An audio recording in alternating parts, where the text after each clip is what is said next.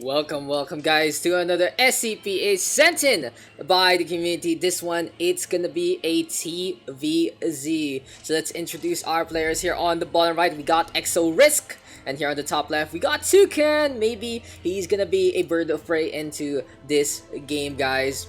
So if you have noticed, I haven't really been able to whip out the overlay up on top. Apparently, if you're not connected to BattleNet, because it is having some issues right now as of recording, you can't use a few of those functions. One of them having that cute little thing up on top. So we'll be relying on that WCS down below to tell us what the supply is at and what the economy is going for. So here we go on the top left. It's going to be Toucan keeping the minerals up. It seems like we are going to see a standard play here. Oh, very greedy here from Toucan. Apparently, when you go for hatchery first, this does open you up to any kind of poke from the early game. This includes a very hefty Reaper or two, some Marines just funneled in as well. In the meantime, eXoRisk playing standard, gonna be on the bottom right, trying to build up his ramp, and will be trying to amass the full might of the Terran army. So here we are at Cyberforest LE. Actually, this map, guys, quite a small one in retrospect. We'll see though how the Terran is gonna move into this one. Will he realize that the aggression there from Toucan will be non-existent because he's going full economy? Finally, the spawning pool gonna be here on the top right. We got some overlords coming in as well. And it's good to see another of the Exo clan sending in a replay. And that's what I really would love to see, guys. For more and more people, more different people showing up, representing the community, trying to be part of the family, and being able to expose them to the wider audience. So speaking of Exos, here comes eXoRisk, gonna be sending out that Reaper. These Zerglings here from Toucan might be quite late, as well as the Queen. Very dangerous scenario here for Toucan. He's literally skating on thin ice right now. We'll see if the Reaper will notice and get into the main instead. The Zerglings so halfway done already. Jump jet up on top. And this is gonna be the Zerglings able to come on the outside just in time. Interesting eXoRisk hitting the hatchery instead. Here comes another set of Zerglings. They're gonna run to the corner instead. And we are gonna get a brawl. Good surround here from Toucan. eXoRisk making a mistake, not moving that Reaper, trying to show him his boss, but instead he's gonna get bossed on down. Took the command center here for eXoRisk, gonna be set on up. He realizes that Toucan has been a little ahead in the macro and the economy game so far. Gonna decide to play defensive. We'll go for the bunker instead. In the meantime, Toucan now playing super greedily. You get a base, and apparently you get a base too. 3 bases now coming on in for the birds of prey. The Zerglings going for the poke and is able to shut down that bunker from coming on up. Here comes the pull now for eXoRisk. Toucan trying to go for the run on in. 2 Zerglings able to make it to the opposite end, but the wall comes up, and that is going to be eXoRisk able to hold for the time being. Good vision right now for Toucan. Never mind, the Marine decides to step on that bug, and the blue Zerg. The bird is the word, my friends. The bird is the word, and Toucan looking really strong into this one. But hopefully Toucan realizes that he cannot be stuck in his ways. He can't be under the folly. That all they need to do is poke with those Zerglings. Because eXoRisk is investing heavily into moving up that tech tree. He is going to go for the starport. Tech lab already onto that factory. Engineering bay in the backside. Going to allow for those upgrades to come. But on the flip side, we got Toucan here, building up metabolic boost, and we'll see if this is gonna be a game changer into this one. It seems like Zerglings are the only ones here for Toucan so far, but now an Evo chamber up in the front. And you usually see this as a Zerg who is trying to just macro, who is just trying to play the economy game. You put up a pseudo wall, allow your units to congregate, as well as anyone trying to come on up have a roadblock of sorts. Honestly, as a player facing off against Zerg, you don't usually realize that the Evo Chamber wall is something that you'll consider, because you always expect, oh, the Zerg wants to build on the outside, wants to creep spread, wants to have as much space as possible for the surround. But no, when you're in a heavy economical state like this, like what Toucan is doing right now, it's all about, it's all about building your defenses. So yeah, 2 Evo Changers and a Baneling Nest. The shades of playing Protoss right now here for Toucan. It's a little disappointing though when you're not connected to BattleNet. There are a lot of functions. I can't show you guys the supply tab and all the bunch, but the things already embedded in the overlay we can have. And what is this? eXoRisk going to the top of the food chain has decided to call in the big guns. It's like, you know, I got some contacts, guys. I got someone on the know, an admiral of the fleet. He can just hook us up with a great deal on the Yamato gun, the Yamato cannon, and more starports right now here for eXoRisk. Gonna get a second one. Interesting, he dropped that supply depot on down. Feels like he doesn't want to really lose his loop, lose his chain of events. Instead of building up a next supply depot, instead of using that mule, he goes for the call supply instead. And I feel like as an orbital command user, that is the most suboptimal one you can do. But it is what it is. And eXoRisk now trying to get as much supply as he can to fill up with those battlecruisers. A siege tank on the high ground. It's gonna be a creeping barrage between the two tanks. Yamato cannon halfway over. Battlecruiser gonna come on out. And this time, this might be Starship Troopers into the fray. We do get a scan into the tactical jump. Very aggressive stuff here from eXoRisk, and it seems like Lightspeed is in the favor of the Red Terran so far. The Gatling gun is a go. The lasers keep on dropping down. The Spore Crawler taking that along the way, and this is just hefty damage being done by the battlecruiser so far. Not too optimal though, can move on in, but eXoRisk playing without any risk, playing very safe, according to the opposite of his namesake. And now the Queen's gonna get pulled, trying to go for the engagement. This is the spawning pool, getting hampered as well. Creep spread now to get some vision. Oh no, the creep tumor that's active gets taken down by the A move. And the battlecruiser looking to fight till another day. Now the real question is, how will eXoRisk, build onto this one? Yamato cannon to start things off takes care of one of the queens. The thing you can do is he can drop down a mule here to repair his battlecruiser.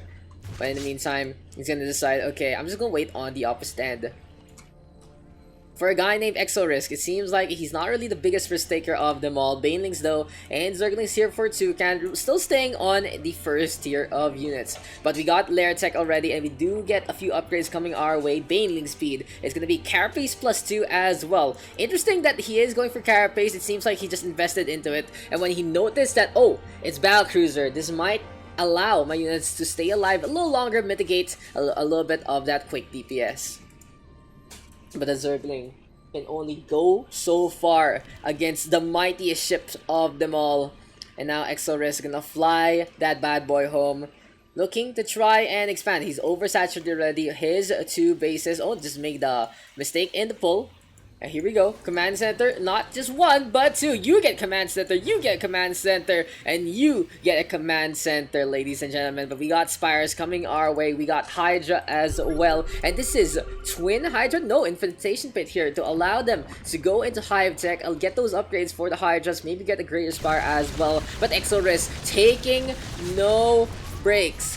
This guy, all work, no play, makes Battlecruiser a sad boy. But here we go with eXoRisk, brawling on that second base. The Spore Crawler this time wakes up from his nap, gonna get paid for overtime. And the Battlecruiser deciding to back on out instead. This might be a good hitter for Battlecruiser, just cleaning up the army along the way. The Baneling gonna get hit, and this does propel Toucan to decide, okay, it's time to go on the offensive. It's time to go on the attack and try to get some damage done with his handful of units. The thing to note though, Toucan not as effective in using his resources. Now we got the Banelings coming on in, the Zerglings turning into cocoons, but they're just gonna get whittled down by the laser, and the refunds are abound. But those are Zerglings that could have been used for the nibble, but apparently it's just gonna be a black broken tooth instead. Now speaking of broken, look at this, the Battlecruiser just tearing everything apart, doesn't care what's shooting at him. The Spore Crawler is shrugged off, the Overlord's the target for some reason. eXoRisk now deciding to back on out. And all these ships, I am not the captain of one of them. Yamato cannon onto that poor Overlord, gonna get taken down.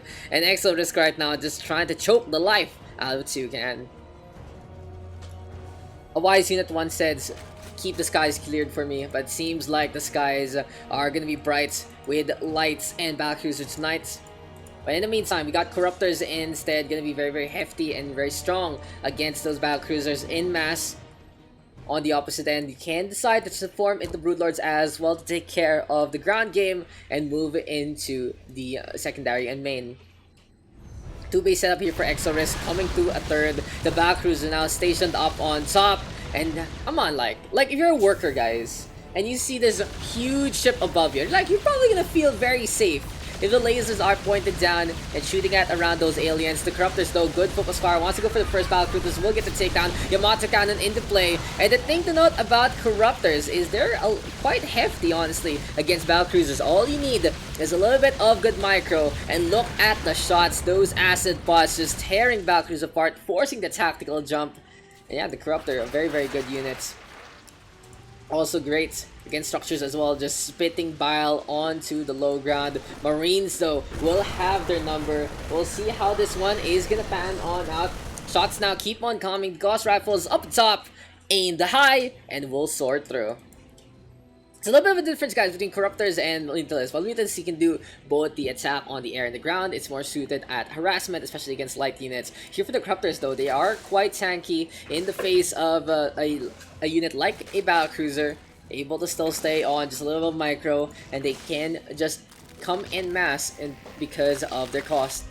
But in the meantime, eXoRisk decided to play the all-in. We'll go for ship 1. We'll also go for plating as well. We got infantry 1 coming our way, and this is a Ghost Academy, so maybe, just maybe, we'll see the fruits of higher education, the higher mental clarity, or just, you know, some old-fashioned nukes. You know, it's a little weird. So you have something called the Ghost Academy, and what do you learn? I guess you learn where to put the nuke, and the nuke is in the middle, and that's the show. Yeah, that's the show. But overall, after the pokes from the Battlecruisers, this game has had a whole lot of nothing, to be honest. The Zerglings and Banelings could have been used a little more efficiently to try and choke down an expansion like this on the third. But for now, we have eXoRisk set on up. The Siege Stack gonna be in position. The Marines on the opposite as well. And these Corruptors, Zerglings, and Banelings are just waiting for the end to come. They're just waiting for an opportunity to strike. But really, Toucan does have the best composition to try and go for the engage. He has this whole large number of Corruptors, but the thing about them is, unless he turns them into Broodlords, they're not really gonna be able to go for the siege. We still got Spire here, and now gonna go for +1 flyer attack. And yeah, that's interesting. No Greater Spire whatsoever. We haven't seen Roach Tech as well to try and play in with some Ravagers.